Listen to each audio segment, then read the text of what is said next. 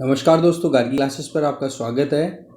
इस वीडियो में हम बात करेंगे 24 मई 2023 के इम्पॉर्टेंट आर्टिकल्स जो एक्सप्लेन पेज पे हमारे प्रिंटेड हैं उनके बारे में।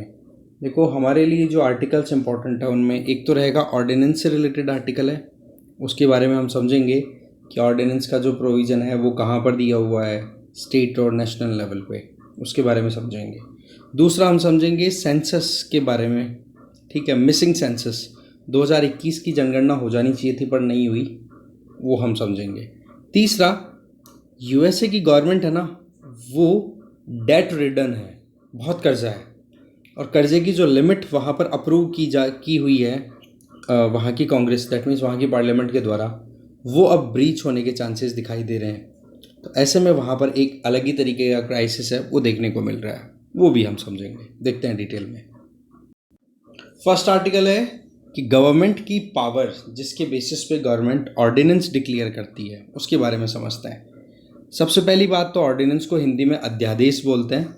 ये अभी न्यूज़ में क्यों है? देखो, 19 मई को सेंट्रल गवर्नमेंट के द्वारा एक ऑर्डिनेंस डिक्लेयर किया जाता है, जिस ऑर्डिनेंस में प्रोमलगेट किया जाता है, दैट मीन्स अध्यादेश जो है वो जारी किया जाता है, जिसमें ये था कि जो अभी 11 मई को सुप्रीम कोर्ट की 5 जजेस की बेंच ने वर्डिक्ट दिया था, जिसमें कहा था कि दिल्ली की जो इलेक्टेड गवर्नमेंट है ना, बोला उन्हीं के हाथ में होनी चाहिए। जो भी सर्विसेज हैं उनका, सर्विसेज में जो भी लोग काम कर रहे हैं उनकी अपॉइंटमेंट या फिर उनकी ट्रांसफ़र, उनसे रिलेटेड जो भी है, तो नेशनल कैपिटल टेरिटरी में, एनसीटी में जो भी ऑफिशियल्स हैं उनका ट्रांसफ़र पे कंट्रोल जो है वो गवर्नमेंट ऑफ दिल्ली का रहेगा। ये बात बोली थी सुप्रीम कोर्ट ने। अब इस बात में क्या है कि वहाँ पर जो लेफ्टिनेंट गवर्नर होते हैं उनको अपॉइंट करती है central government. Basically lieutenant governor की अपॉइंटमेंट होती है प्रेसिडेंट के द्वारा। प्रेसिडेंट को एडवाइस दी जाती है काउंसिल ऑफ मिनिस्टर, जिसके लीडर होते हैं प्राइम मिनिस्टर। इसका मतलब लेफ्टिनेंट गवर्नर इनडायरेक्टली किसके द्वारा अपॉइंटेड है? प्राइम मिनिस्टर की लीडरशिप में जो काउंसिल ऑफ मिनिस्टर है उसके द्वारा। इसका मतलब गवर्नमेंट के द्वारा, सीधी सी बात है, एग्जीक्यूटिव्स के द्वारा। तो हो क्या गया कि इस 11 मई के वर्डिक्ट की वजह से यहाँ पर लेफ्टिनेंट गवर्नर का जो कंट्रोल था, ठीक है, जो भी ट्रांसफ़र है, ऑफिशियल्स की पोस्टिंग है उससे रिलेटेड एनसीटी में, वो सुप्रीम कोर्ट के इस वर्डिक्ट ने वो पावर ट्रांसफ़र कर दी दिल्ली की सरकार को। तो ऐसे में दिल्ली की सरकार के हाथ में पावर चली गई। तो इस चीज़ को काउंटर करने के लिए ये ऑर्डिनेंस डिक्लेयर किया गया। और इस ऑर्डिनेंस में क्या प्रोविज़न किया गया है वो देखें, जो 19 मई को आया है। उसमें ये कहा कि जो लेफ्टिनेंट गवर्नर है दिल्ली के, बोला उन्हीं के पास में पावर्स रहेंगी नेशनल कैपिटल सर्विसेज को रेगुलेट करने की। और वो कैसे करेंगे? एक कमेटी, एक अथॉरिटी कॉन्स्टिट्यूट की जाएगी इस ऑर्डिनेंस के बेसिस पे, जिसका नाम है national capital civil services authority. इसमें क्या है कि 3 मेंबर्स की ये अथॉरिटी है, जिसमें 2 तो एग्जीक्यूटिव या ब्यूरोक्रेट्स हो गए और 1 हो गए दिल्ली के इलेक्टेड चीफ मिनिस्टर। अब ये 3 जनों की मेंबरशिप में जब कभी भी किसी भी दिल्ली में किसी भी ऑफिशियल का ट्रांसफ़र करना है या किसी को कहीं पे मतलब आप कह सकते हो ट्रांसफ़र करना है, पोस्टिंग करनी है, तो बोले ये जो अथॉरिटी है ना, national capital service authority, civil service authority, ये डिसीजन लेगी। और ये डिसीजन होगा मेजोरिटी बेसिस पे। मेजोरिटी का मतलब क्या हो गया कि अगर दिल्ली के चीफ मिनिस्टर किसी भी XYZ इंडिविजुअल की अपॉइंटमेंट को लेकर के, ट्रांसफ़र को लेकर के अग्री नहीं करते हैं, पर बचे हुए जो 2 मेंबर एग्री कर जाते हैं, तो चीफ मिनिस्टर की बात को नहीं सुना जाएगा, क्योंकि मेजोरिटी तो 2 की ज़रूरत है, तो 2 तो ये हो गए। अब ये जो 2 बंदे हैं ये सेक्रेटरीज़ हैं, और सेक्रेटरीज़ कौन होते हैं भाई? खुद ब्यूरोक्रेट्स होते हैं, जो कि सेंट्रल गवर्नमेंट के द्वारा अपॉइंटेड होते हैं। तो इस तरीके से यहाँ पर मुद्दा क्या आ गया कि इलेक्टेड गवर्नमेंट को सुप्रीम कोर्ट की 5 जजेस की बेंच ने 11 मई को वर्डिक्ट देते हुए कहा कि इन्हीं के हाथ में कंट्रोल रहेगा जो भी ऑफिशियल्स हैं सर्विसेज के, उनका पोस्टिंग और ट्रांसफ़र का। पर वो पावर जो है अभी वापस से किसको दे दी गई है? एक तरीके से सेंट्रल गवर्नमेंट को। इस ऑर्डिनेंस के बेसिस पे लेफ्टिनेंट गवर्नर, जिनको कि प्रेसिडेंट के द्वारा अपॉइंट किया जाता है, और president council of minister led by prime minister की एड एंड एडवाइस पे काम करती है, और प्रेसिडेंट, इसका मतलब इनडायरेक्टली सेंट्रल गवर्नमेंट का पकड़ वहाँ पे आ गया। एक चीज़ हमें ध्यान रखनी है कि यहाँ पर पब्लिक ऑर्डर, पुलिस और लैंड, ये 3 ऐसे सब्जेक्ट्स हैं जिन पे दिल्ली की गवर्नमेंट का कोई रोल नहीं है। ये ध्यान रखना आप, ये सारा सीधा सेंट्रल गवर्नमेंट के अंडर में है। दिल्ली का पब्लिक ऑर्डर, दिल्ली पुलिस और वहाँ की ज़मीन, ये तीनों चीज़ों को रेगुलेट कौन करता है? Central government. क्योंकि दिल्ली यूटी है, पर एक स्पेशल केस है, स्पेशल केस बनता है जिससे कि वहाँ पर लेजिस्लेचर भी है, इलेक्शंस भी होते हैं वहाँ पे, ठीक है। तो इस वजह से एक ये कॉन्फ्लिक्ट चलता ही रहता है कि दिल्ली की इलेक्टेड गवर्नमेंट और दूसरी तरफ सेंट्रल गवर्नमेंट के द्वारा अपॉइंटेड जो लेफ्टिनेंट गवर्नर है, उनके बीच में पावर स्ट्रगल चलती रहती है। इसी से रिलेटेड ये वर्डिक्ट था, जिसमें सर्विसेज से रिलेटेड ये वर्डिक्ट क्या था कि जी दिल्ली की सरकार का कंट्रोल चलना चाहिए, छोड़ करके पब्लिक ऑर्डर, पब्लिक और लैंड का, पुलिस और लैंड का। पर अब क्या कर दिया है कि भाई ये जो अपॉइंटमेंट्स हैं, ठीक है, ये जो पोस्टिंग है ऑफिशियल्स की, ये भी लेफ्टिनेंट गवर्नर करेंगे। पर लेफ्टिनेंट गवर्नर को जो है वो एक एडवाइस देने का काम करेगी एक 3 मेंबर्स की national capital civil services authority, जिसमें 2 तो आईएएस ऑफिसर्स होंगे और 1 सीएम होंगे दिल्ली के इलेक्टेड, और मेजॉरिटी के बेसिस पे डिसीजन होगा। इसका मतलब सीएम अगर किसी बात के लिए मना कर रहे हैं, किसी की अपॉइंटमेंट या किसी की पोस्टिंग या ट्रांसफर के लिए, तो हो सकता है कि बचे हुए 2 मेंबर्स हैं वो एग्री कर जाए कि यार कर दो ये काम। इसका मतलब क्या हुआ? सीएम की वहाँ पे चलने के चांसेस ना के बराबर हो गए। तो ये चीज़ यहाँ पे प्रॉब्लम वाली दिखाई दे रही है। नेक्स्ट है कॉन्स्टिट्यूशन में ऑर्डिनेंस से रिलेटेड क्या प्रोविज़न है।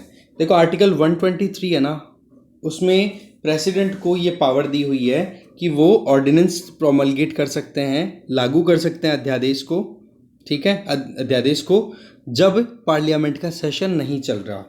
इसका मतलब ये कि जो ऑर्डिनेंस है वो तभी लाया जाता है जब पार्लियामेंट का कोई एक हाउस या दोनों हाउस सेशन में नहीं हों, तो उस टाइम पर ऑर्डिनेंस लाया जाता है, ठीक है। और एक चीज़ हमें ध्यान रखनी होगी कि ऑर्डिनेंस की पावर है ना, वो पार्लियामेंट के द्वारा बनाए हुए कानून के बराबर रहती है, ठीक है।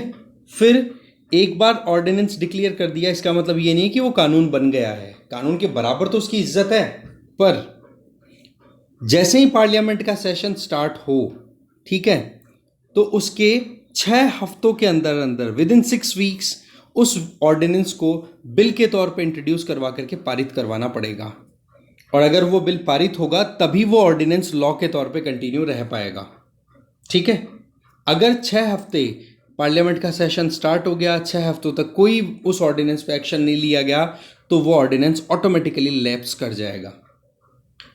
अब यहाँ पर बात ये आती है कि पार्लियामेंट के तो 2 हाउसेज हैं, तो दोनों हाउसेज की अगर प्रोसीडिंग्स की बात करें, जब भी कोई सेशन आए तब क्या सीन रहेगा। फिर इसमें सिंपल फंडा है कि मान लो पहला हाउस है एक्स, दूसरा हाउस है वाई। एक्स का मतलब लोकसभा राज्यसभा कुछ भी हो सकता है, और वाई का मतलब भी लोकसभा राज्यसभा कुछ भी हो सकता है। तो एक्स हाउस की मीटिंग पहले स्टार्ट हो गई और वाई हाउस की थोड़ी बाद में। तो जो सेकंड हाउस की मीटिंग स्टार्ट होगी ना, उसकी फर्स्ट मीटिंग के 6 वीक्स के अंदर अंदर ये आपको पारित करवाना होगा, है ना। तो इसका मतलब टाइम ठीक ठाक मिल जाता है। और वैसे कई बार पूछा जाता है कि ऑर्डिनेंस की मैक्सिमम लाइफ कितनी हो सकती है। तो देखो, जब पार्लियामेंट का सेशन नहीं होता तब आप ऑर्डिनेंस डिक्लेयर करते हो, राइट। तो इस केस में पार्लियामेंट के 2 सेशंस के बीच में मैक्सिमम गैप कितना हो सकता है? आपको पता है 6 महीने। 6 महीनों से ज़्यादा का गैप नहीं हो सकता 2 सेशंस के बीच में। और एक बार पार्लियामेंट का सेशन चालू हो गया तो आपको 6 हफ्तों के अंदर अंदर ऑर्डिनेंस को बिल के तौर पे पारित करवाना होगा। इसका मतलब मैक्सिमम लाइफ एक ऑर्डिनेंस की कितनी हो सकती है? 6 महीने प्लस 6 हफ्ते। ये ध्यान रखना आप एक तो, ठीक है। एक बड़ी बात है कि जिन सब्जेक्ट्स पे पार्लियामेंट कानून बना सकती है ना, उन्हीं के ऊपर आप ऑर्डिनेंस बना सकते हो। इसका मतलब ये कि ऐसा नहीं कि कोई भी सब्जेक्ट आपने उठाया और उस पर ऑर्डिनेंस डिक्लेयर कर दिया, नहीं। पार्लियामेंट जिस पे लॉ बना सकती है ना, उन्हीं सब्जेक्ट्स के आप ऑर्डिनेंस डिक्लेयर कर सकते हो, ठीक है। प्रेसिडेंट जो है वो काउंसिल ऑफ मिनिस्टर की एड एंड एडवाइस पे काम करते हैं। इसका मतलब ऑर्डिनेंस जो डिक्लेयर किया जाता है वो नो डाउट प्रेसिडेंट के नाम पर डिक्लेयर होता है, पर उसकी एड एंड एडवाइस कौन प्रोवाइड करता है? Council of minister. इसका मतलब जो कैबिनेट है, या फिर हम ये कहें कि काउंसिल ऑफ मिनिस्टर जिसके लीडर प्राइम मिनिस्टर हैं, वो जो चाहते हैं उन्हीं सब्जेक्ट्स, उन्हीं मुद्दों पर ऑर्डिनेंस डिक्लेयर होता है। तो ये है आर्टिकल 123 जो कि सेंट्रल गवर्नमेंट से रिलेटेड हो गया। अब यही आर्टिकल अगर हम स्टेट लेवल की बात करें तो ऑर्डिनेंस से संबंधित प्रोविजन आर्टिकल 213 में है।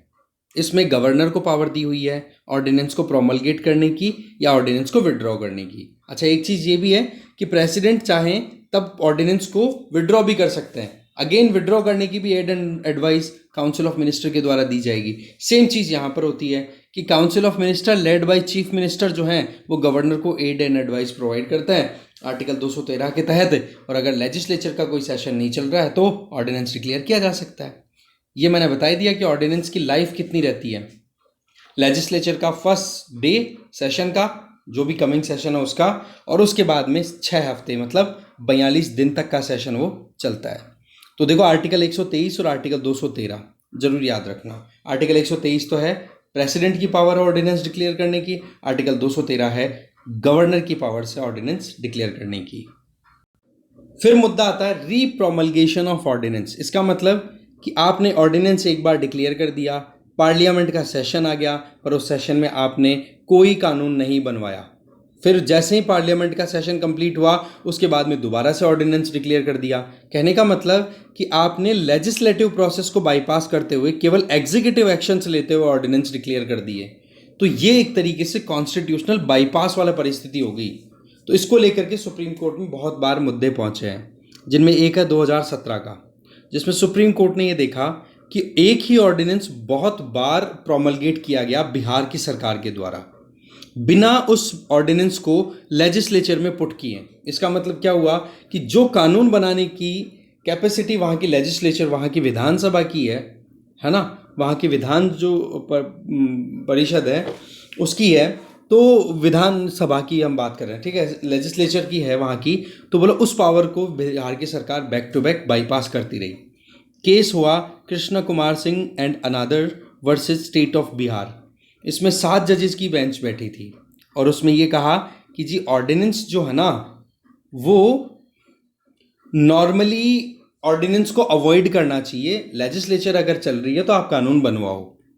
दूसरा, ऑर्डिनेंस डिक्लेयर करने की जो पावर है गवर्नर की आर्टिकल 213 के अंडर, वो इमरजेंसी पावर है। मतलब परिस्थिति ऐसी आ गई कि लेजिस्लेचर का सेशन नहीं चल रहा पर ज़रूरत है कि कानून जल्दी से जल्दी बने, बोले ऐसी परिस्थितियों में ऑर्डिनेंस डिक्लेयर किए जाते हैं। ऐसा नहीं जब मनाया तब मुंह उठाया और बना दिया।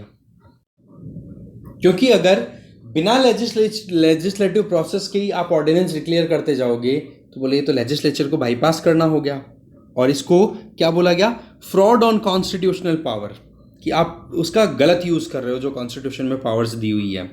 एक केस हो रहा है सुप्रीम कोर्ट का, जिसका केस का नाम है doctor DC Wadhwa and others versus state of Bihar, 1986 का केस है। इसमें ये बात बोली थी कि बोला ऑर्डिनेंस को बैक टू बैक आप बिना लेजिस्लेचर से पारित करवाएं, आप ऑर्डिनेंस पे ऑर्डिनेंस डिक्लेयर करे जा रहे हो, बोले ये वायलेशन है कॉन्स्टिट्यूशनल स्कीम का। DC वाधवा केस में क्या होता है कि बिहार के गवर्नर के द्वारा बिहार की जो गवर्नमेंट है, council of minister led by chief minister, उनके द्वारा आप देखो 256 ऑर्डिनेंस डिक्लेयर किए गए।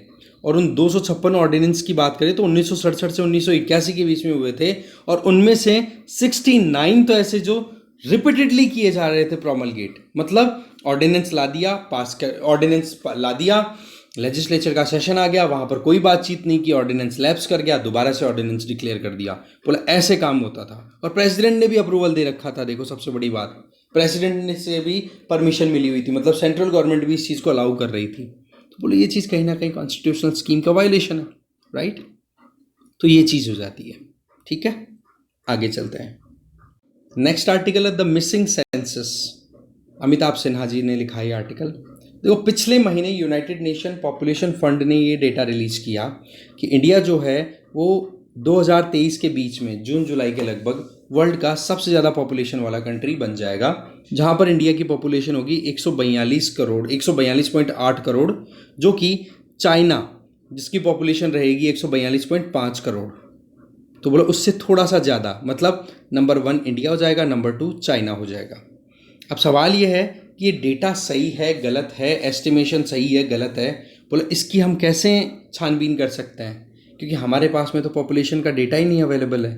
क्योंकि 2021 की अगर सेंसस हुई रहती तो हमारे पास में भी हमारे फैक्ट्स अवेलेबल होते, हम काउंटर कर सकते थे, या फिर एक क्लैरिटी तो आती ना कि जी इंडिया एक्चुअल में चाइना को सरपास भी कर गया कि नहीं कर गया, या फिर मिसकैलकुलेशंस चल रही है। तो बोले सेंसस बहुत इंपॉर्टेंट होता है। सेंसस कोविड-19 की वजह से पोस्टपोन्ड हो गई, जबकि होना ज़रूरी था। 150 साल में ये पहली बार देखा गया है सेंसस हमारे यहाँ पर 1872 से स्टार्ट हो गई थी लॉर्ड मेयो के टाइम से, बट रेगुलर सेंसस है वो 1881 लॉर्ड रिपन के टाइम से स्टार्ट हुई थी, जो हर 10 साल से फिर हमारे होने लग गई थी। इंडियन सेंसस जो है वो बहुत इंपॉर्टेंट और कॉम्प्लिकेटेड एक प्रोसेस होता है, ठीक है जी। वैसे देखा जाए तो गवर्नमेंट तो ये बोलती है कि कोविड-19 की वजह से सेंसस नहीं कर पाए, पर सच बात यह है कि बहुत सारे कंट्रीज़ ने कोविड के टाइम पर भी सेंसस कराई थी, कोविड के बाद में भी सेंसस करवा ली, पर इंडिया ने नहीं कराई। तो यहाँ पर एक क्लैरिटी नहीं आ रही है। जनरली क्या होता है, जिस साल सेंसस होना होता है उसका फरवरी महीना फिक्स होता है, उस महीने में जाते हैं घर घर, पहले तो हाउस होल्ड सर्वे होता है, फिर उसके बाद में एक एक बंदे की डिटेल ली जाती है। तो इस तरीके से बोला 2 राउंड के अंदर सारा काम होता है, ठीक है। हमारे यहाँ पर सेंसस 10 साल में फिक्स किया हुआ है। अब उसके बारे में कहीं पे कॉन्स्टिट्यूशन में एक्सप्लिसिटली मेंशन नहीं है कि हाँ जी 10 साल में आप सेंसस करोगे, पर हाँ सेंसस को कई बार कोट किया हुआ है पार्लियामेंट और स्टेट असेंबलीज में। जो भी इलेक्शंस होते हैं एमपी एमएलएज के, तो उनके लिए कॉन्स्टिट्यूएंसीज का या चुनाव क्षेत्रों का आप डिवीजन करते हो, तो उसमें आप यही तो देखते हो ना किस एरिया में कितनी पॉपुलेशन रह रही है, तो उसमें सेंसस हेल्प करती है। हमारे यहाँ पर सेंसस के लिए census of India act of 1948 दिया हुआ है।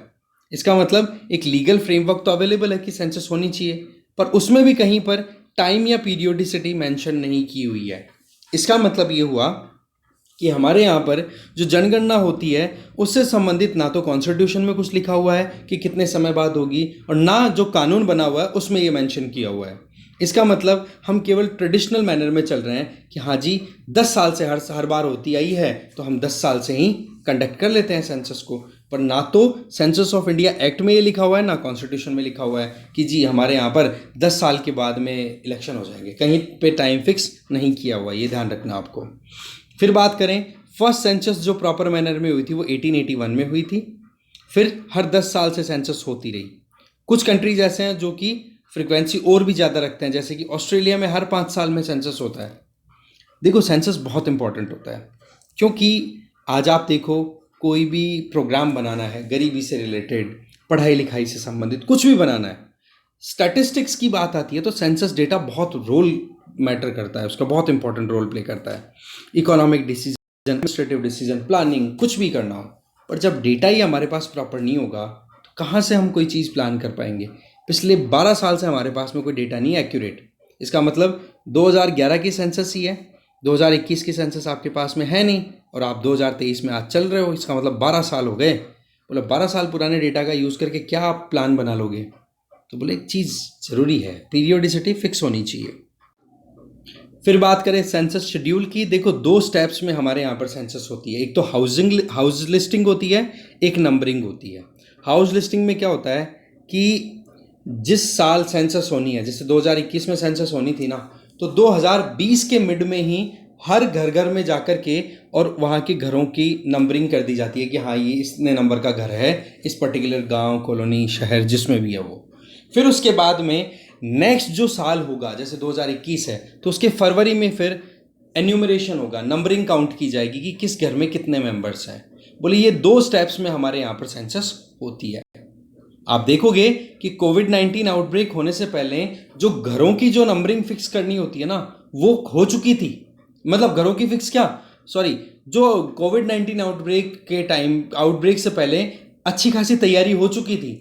घरों की नंबरिंग जो थी वो जून जुलाई 2020 के लगभग हो जानी थी, पर आपको पता ही है कि हमारे यहाँ पर मार्च 2020 में तो कोविड आउटब्रेक डिक्लेयर कर ही गया था, ठीक है। तो उसके बाद में ना तो घरों की नंबरिंग हुई, और बाकी जो इंडिविजुअल्स की न्यूमरेशन एंड काउंटिंग है वो तो वैसे भी नहीं हो पाई, ठीक है। तो देखा जाए तो हमारे यहाँ पर प्रॉपर डेटा अवेलेबल नहीं है, उसी चीज़ को यहाँ पे बताया जा रहा है। और अब की बार जो थी ये 16वीं सेंसस होने वाली थी, और इसके लिए बोला गया था कि ये डिजिटल सेंसस कंसिडर होगी, मतलब मोबाइल फ़ोन का, एप्लीकेशन का, इनका यूज़ करने की बात भी की गई थी। पर अभी तक तो भाई कुछ हुआ नहीं है, बस यही चीज़ बताई जा रही है, ठीक है। हमारे देश में सेंसस करने के लिए 30 लाख एन्यूमरेटर्स लगते हैं, 30 लाख इंडिविजुअल्स काम करते हैं, गवर्नमेंट ऑफिशियल्स, जो कि 33 करोड़ घरों में घूमते हैं, और वहाँ पर लगभग 140 करोड़ लोगों का डेटा इकट्ठा करना होता है। फिर वो डेमोग्राफिक पॉइंट ऑफ व्यू से कि हाँ भाई कितने आदमी हैं, कितनी औरतें हैं, कितने बच्चे, लड़कियां हैं, कितने लड़के हैं, ठीक है, कौन क्या काम करता है, प्लस किस एज ग्रुप में है, वो सारी डिटेल ली जाती है। इकोनॉमिक डेटा भी कलेक्ट किया जाता है। तो बोला कॉम्प्लेक्स रहता है ये काम, ठीक है। पिछले हफ्ते सेंसस ऑफिस ने एक रिपोर्ट रिलीज़ की, ठीक है, जिसमें 1900 नहीं, ये 1881 है। 1881 से लेकर के अभी तक 150 साल तक का जो रिकॉर्ड है, जिसमें पहली सेंसस 1871 1872 वाली लॉर्ड मेयो की थी, उससे लेकर अभी तक का पूरा डिटेल है। और इस रिपोर्ट को क्या बोला गया है, treaties on Indian census since 1881 नहीं 1881। ये 2021 का सेंसस का भी उसमें चैप्टर डाला हुआ है कि हमारे सेंसस कोविड की वजह से नहीं हो पा रही है।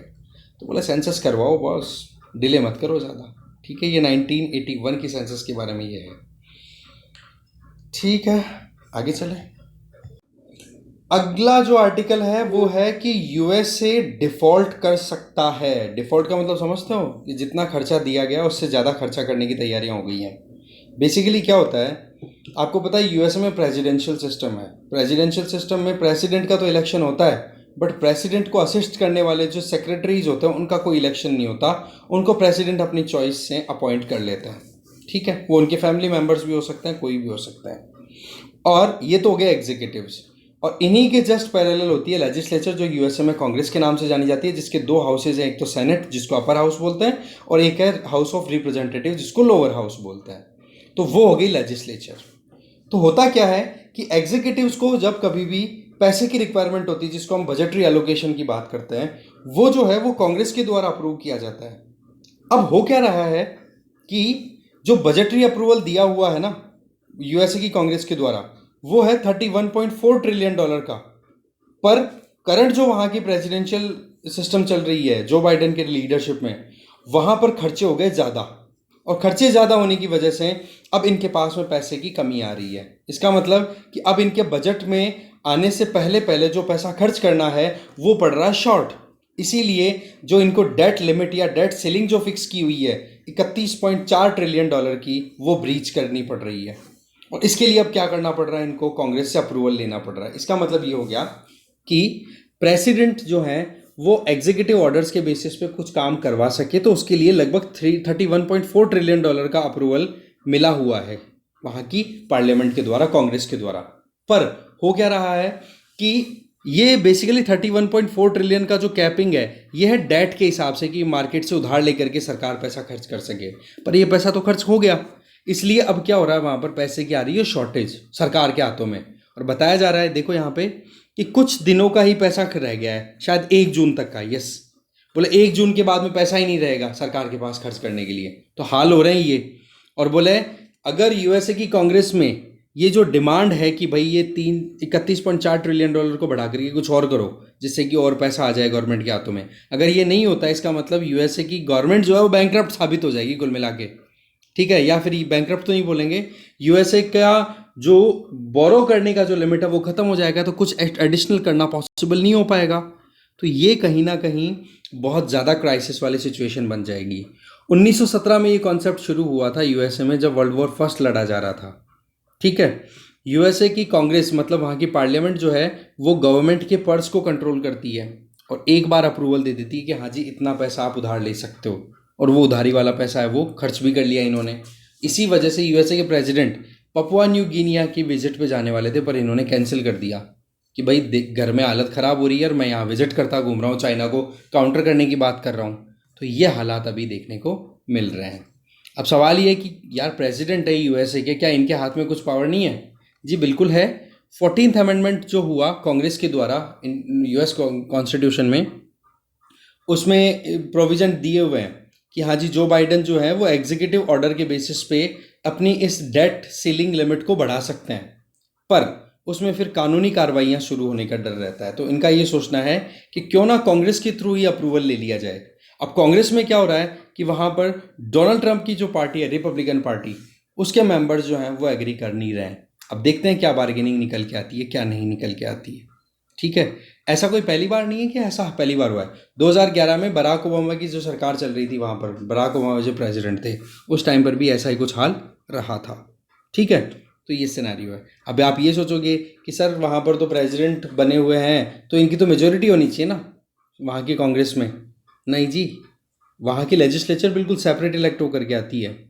वहाँ पर प्रेसिडेंशियल सिस्टम है, पार्लियामेंट्री सिस्टम में होता है, कि लेजिस्लेचर में जिसके पास मेजोरिटी होगी वो आप सरकार बनाओगे, नहीं, वहाँ वो सरकार बनाएगा पार्लियामेंट्री सिस्टम में। पर वहाँ पर प्रेसिडेंशियल सिस्टम है, कांग्रेस में मेजोरिटी हो कोई फ़र्क नहीं पड़ता है, आपके पास में ओवरऑल वोटिंग में जिसको वोट ज़्यादा मिलते हैं वो फिर प्रेसिडेंट बनता है। इसका मतलब एग्जीक्यूटिव और लेजिस्लेचर बिल्कुल सेपरेट है।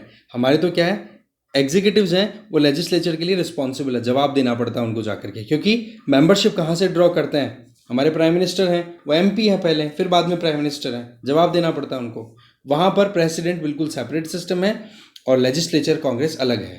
तो इसलिए वहाँ पर लेजिस्लेचर में मेजॉरिटी अगर रिपब्लिकन्स की है तो भी वहाँ पर डेमोक्रेट प्रेसिडेंट बने हुए हैं। तो इस तरीके का सिनेरियो चलता रहता है यूएसए में। ये सीन था। डिस्कशन में इतना ही है। Thank you very much.